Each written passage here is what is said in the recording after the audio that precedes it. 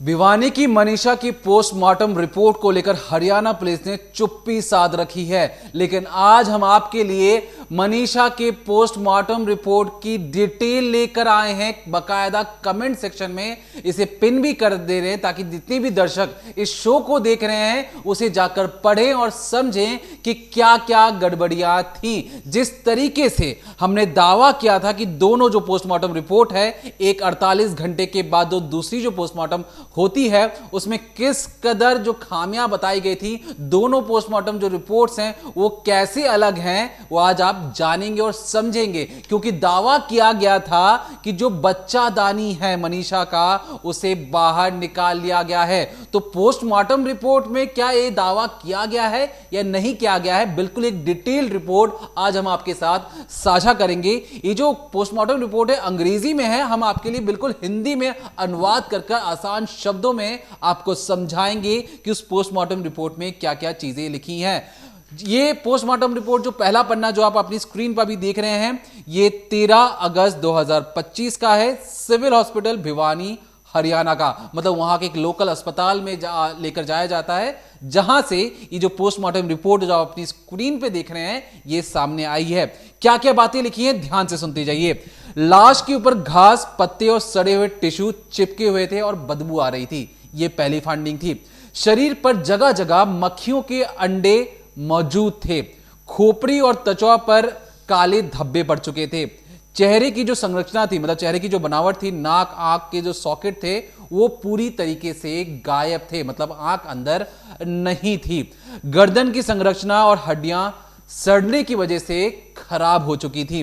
त्वचा जगह जगह छिली हुई थी, ऐसा लग रहा था मानो नोची हुई हो। हाथ पैर आंशिक रूप से उसके जो खाल थे अलग हो गए थे, जो हाथ पैर की जो ऊपर वाली जो स्किन होती है वो अलग हो चुकी थी।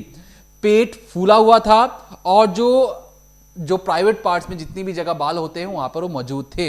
इसके बाद जो सबसे इंपॉर्टेंट बात है जो बार बार कही जा रही थी, जो मनीषा की जो प्राइवेट पार्ट्स हैं वहां पर भी कुछ चोट के निशान दिखे थे, लेकिन वहां पर जो यूट्रस, जो बच्चादानी है, वो हल्की सी बाहर की ओर निकली हुई थी। जो रेक्टम वाला पार्ट है वो भी बाहर की ओर था। ये पहले पोस्टमार्टम रिपोर्ट में इसका जिक्र किया गया है।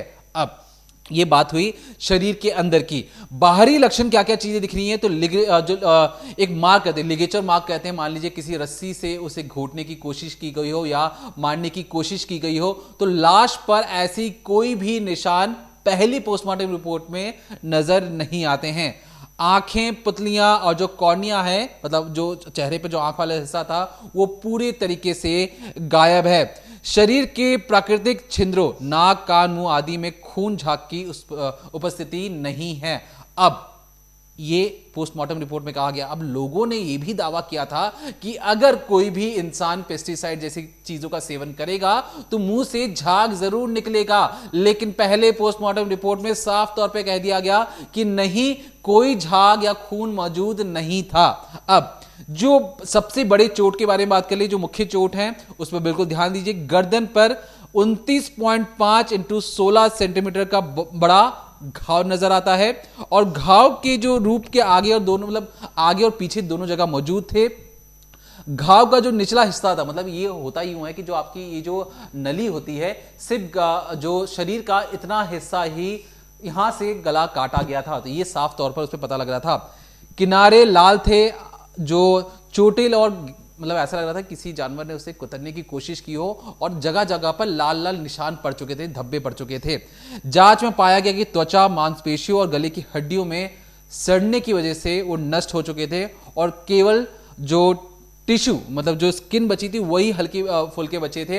अंदर का जितना भी हिस्सा था वो सड़ गल गया था। अब ऐसे में सवाल उठता है कि 48 घंटे के अंदर क्या इतनी सड़न हो सकती है। ऐसे तमाम जो सवाल है, उन सवालों का जवाब अभी भी पुलिस से लेकर लोग हर कोई तलाश रहा है। अब तो पुलिस नहीं, सीबीआई भी जांच करेगी। तो ये थी सिविल हॉस्पिटल भिवानी की वो पोस्टमार्टम रिपोर्ट जो हमने आपके साथ साझा की। ये पहली रिपोर्ट थी, लेकिन 48 घंटों के बाद, यानी 13 अगस्त के बाद आजादी वाले दिन, यानी कि 15 अगस्त के दिन भी अस्पताल खोला जाता है, वहां पे पोस्टमार्टम होता है और 3-3 डॉक्टर वहां पे पोस्टमार्टम करते हैं और बाकायदा एक रिपोर्ट बाहर करते हैं। उस रिपोर्ट के बारे में आप जानिए। तो आपने पहली रिपोर्ट को देखा, जो पहली पोस्टमार्टम रिपोर्ट थी, और उसमें एक बात पर गौर रखना, जो दीपक ने बोला उसको ध्यान से समझना भी, कि मुंह से, नाक से, कान से कहीं भी झाग या खून जैसी चीज़ नहीं मिली, जिसको कहा जा रहा है कि उसने कीटनाशक पिया था।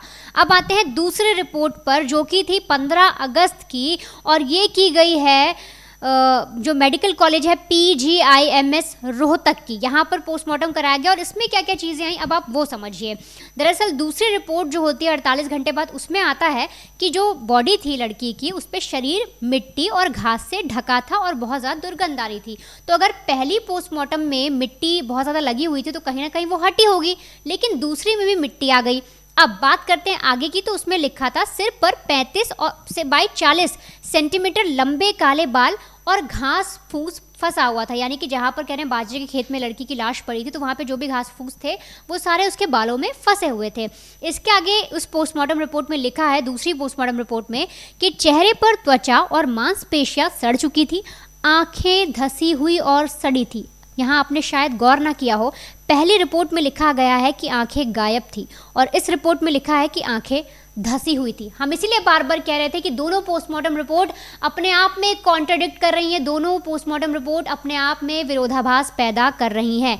अगली लाइन लिखी थी कि सिर के अंदर जो मस्तिष्क का ऊतक, यानी कि जो सर का जो ऊपर वाला हिस्सा होता है, वो नष्ट हो चुका था, सिर्फ कुछ झिल्लियाँ बची हुई थी, कुछ परतें बची हुई थी। इसके अलावा आगे लिखा है कि चेहरा और जबड़े की हड्डियां कुछ हद तक दिखाई दी, दांत और ऊपरी तालू मौजूद थे। जैसा हमने आपको पहले बताया था कि जो चेहरे का ये वाला हिस्सा था ये पूरा गायब था और सिर्फ नीचे का जबड़ा बचा था, तो ये बात उस पोस्टमार्टम में लिखी हुई है।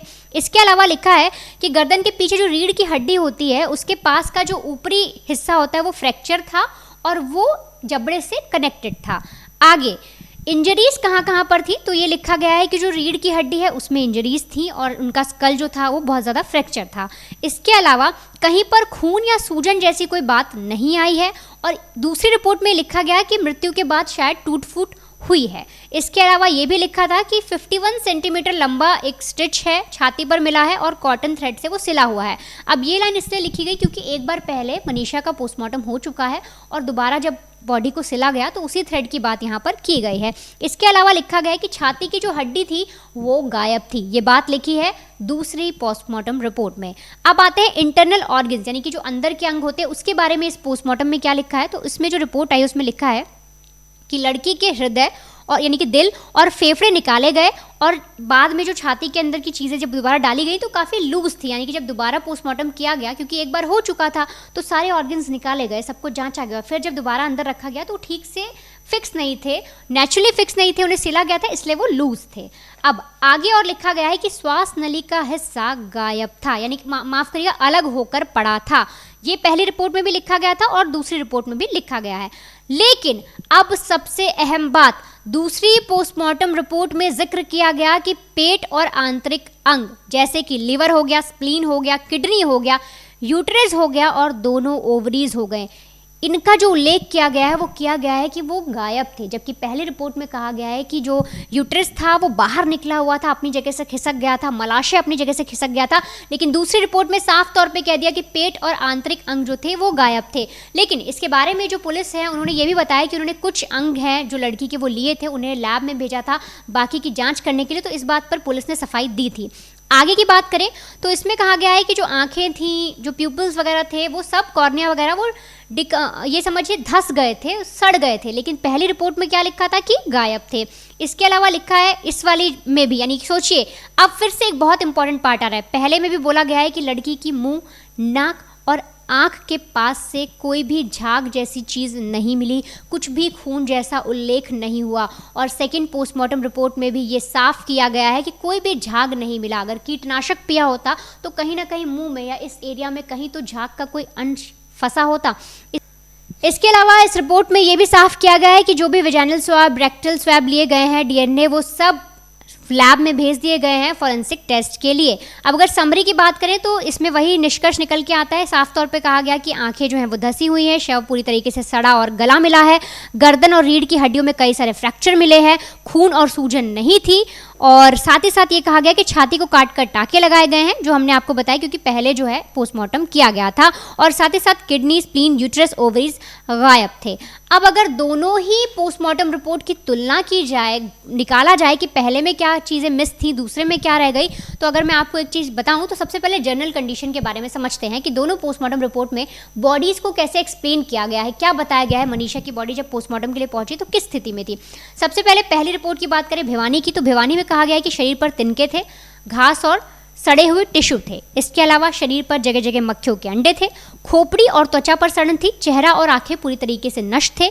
इसके अलावा गर्दन की संरचना और सड़न से खत्म, मतलब कि गर्दन का जो पीछे का हिस्सा होता है, जो ये हड्डी होती है, ये भी खराब थी और सड़ने से नष्ट हो गई थी। इसके अलावा जो हाथ पैर थे वो भी डिजॉल्व, मतलब कि जो हमने आपको पहले बताया था सड़ और गल गए थे, यानी कि उनके कहने का मतलब जो हाथ का हिस्सा है, जो पैर का हिस्सा है, वो भी सड़े गले मिले हुए थे। पेट फूला था और यूट्रस और रेक्टम, जैसा कि दीपक ने बताया था, वो बाहर था। लेकिन दूसरी रिपोर्ट में कहा गया कि शरीर मिट्टी, ये घास से ढका हुआ था। सिर पर 35 से 40 सेंटीमीटर लंबे बाल जो थे वो मौजूद थे। चेहरा, नाक, कान, ये जो सारी चीज़ें थी धसी हुई थी, गायब नहीं हुई थी। दूसरे में ये मेंशन किया गया। अगली बात कही गई कि गर्दन, त्वचा और सॉफ्ट टिश्यू के बैंड से जुड़ी हुई ये जो हड्डी, मैं आपको बार बता रही हूँ, पीछे जो रीढ़ की हड्डी होती है, जो आपके गले से जुड़ी होती है, पीछे से शुरू होती है, यहाँ तक लगती है, ये मौजूद थी कहा जा रहा है, लेकिन आगे का हिस्सा उसका गायब था। इसके अलावा इसमें फिर से वही बात लिखी गई कि छाती जो है वो काट कर खोली गई थी, फेफड़े निकले हुए थे और ठीक से अंदर नहीं रखे पाए गए। और वही बात किडनी, स्प्लीन, यूट्रस, अंडाशय, ये सब गायब था। अब अगर चोट और इंजरीज़ की बात करें, इंजरीज़ के बारे में अगर बात करने की कोशिश करें और समझने की कोशिश करें कि क्या क्या डिफरेंसेस पाए गए दोनों रिपोर्ट्स में, तो भिवानी में ये हुआ कि जैसे कि बोलते हैं कि एक मार्क होता है कि अगर कोई आपका गला घोट रहा है या किसी चीज़ से किसी को कसने की कोशिश की जाए तो वो जो मार्क लगते हैं, तो इसमें बात किया गया 29.5 इंटू 16 सेंटीमीटर चौड़ा एक प्रॉपर घाव था उनकी गले के पास, और कुतरने के निशान थे, और साथ ही साथ ये पता लग रहा था गले का पूरा हिस्सा जो है सड़कर नष्ट हो गया है। लेकिन जो दूसरी रिपोर्ट आई थी उसमें ये बताया गया था कि सिर्फ फ्रैक्चर है, यहाँ पर नष्ट जैसी कोई चीज़ नहीं थी। पहले में बता दिया गया कि ये वाला पार्ट बहुत ज़्यादा सड़ गया है, गल गया है और नष्ट हो गया, लेकिन दूसरे में आता है कि ये पूरी जुड़ाव है शरीर, जबड़े के साथ और सिर के साथ, लेकिन नष्ट नहीं हुआ है, टूट फूट है। तो ये साफ तौर पे देखने को मिला कि दोनों किस तरह से कॉन्ट्रडिक्ट कर रही हैं अपनी बात में। अगली, अगर इंटरनल ऑर्गन्स की बात करें कि इंटरनल ऑर्गन्स में क्या प्रॉब्लम थी, दोनों में क्या क्या अलग अलग चीज़ें आई दोनों रिपोर्ट्स में, तो अगर भिवानी की बात करें तो उसमें लिखा था कि सिर्फ यूट्रस जो होता है और रेक्टम जो होता है वो आंशिक रूप से बाहर निकले हुए थे। आंशिक रूप से बाहर निकलने का मतलब अपनी जगह से थोड़े से खिसक गए थे और नीचे आ गए थे, मतलब जहाँ पर उनका स्टेट होता है जहाँ रहने का, वो उससे नीचे खिसक कर आ गए थे।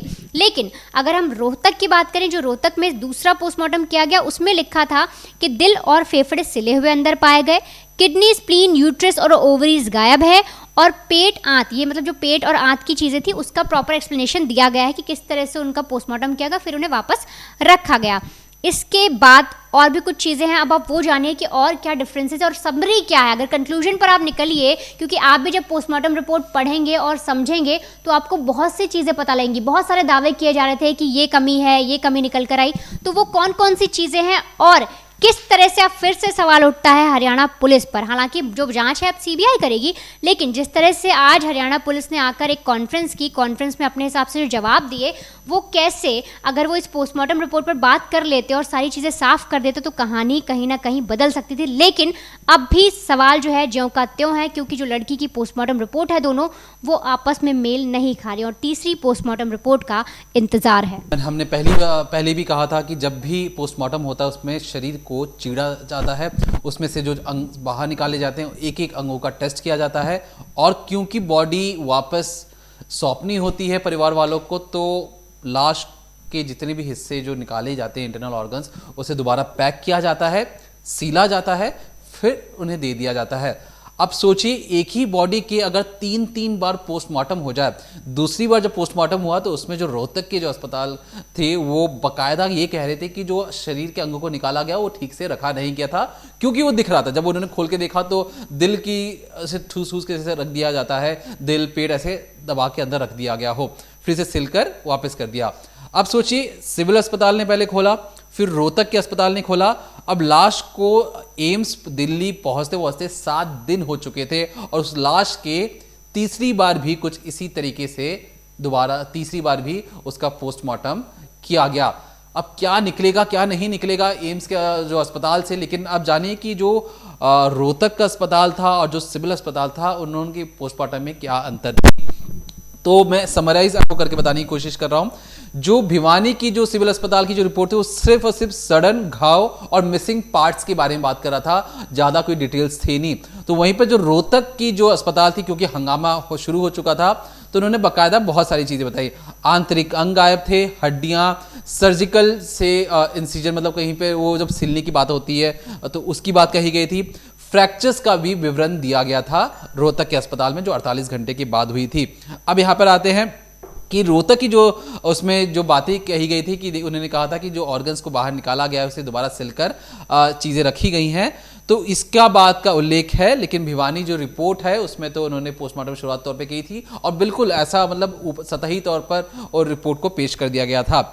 रोहतक में एक खास बात जो बार बार रिपोर्टर्स के द्वारा, परिवार के द्वारा, खुद पुलिस वालों ने भी कहा कि किडनी, विट्रस, ओवरीज ये सारी चीजें गायब थी। तो बाद में पता लगा कि कुछ हिस्सों को तो वहां भेजा गया है फॉरेंसिक के टेस्ट के लिए। लेकिन भिवानी में साफ तौर पर जो शुरुआत में जब पहली बार जब लाश आती है, जिस दिन लाश मिली थी उसी दिन पोस्टमार्टम हुआ था, तो उसमें यूट्रस और रेक्टम के अपने मूल जगह जहां पे उनको मौजूद होना चाहिए वहां से वो बाहर की ओर थे। तो इस बात की रिपोर्ट कही गई है और बकायदा भिवानी की रिपोर्ट में एक बड़े घाव का जिक्र था, लेकिन जो रोहतक की रिपोर्ट है उसमें फ्रैक्चर और सिलने की बात कही गई थी। तो कोशिश हमारी यही थी कि मनीषा के केस में जो तमाम जो दावे किए जा रहे थे पोस्टमार्टम की रिपोर्ट को लेकर, तो हमने आपके लिए एक पोस्टमार्टम रिपोर्ट लेकर आए हैं एक जुगाड़ से, और किसी भी तरीके से आपको दिखाकर समझाना चाहते हैं कि दोनों अस्पतालों की पोस्टमार्टम रिपोर्ट में कितना बड़ा अंतर है। तो आप इस पोस्टमार्टम रिपोर्ट को जाकर कमेंट सेक्शन में देख भी सकते हैं, समझ भी सकते हैं। अंग्रेजी में था हमने आपको, और थोड़ी सी साइंस वाली बातें या जो बायोलॉजी वाली बातें रहती है तो हमने उसको आपके लिए सिंप्लीफाई कर दिया ताकि आप उसे आसान शब्दों में समझ भी सके। तो फिलहाल के लिए इतना ही, देखते रहिए क्राइम तक।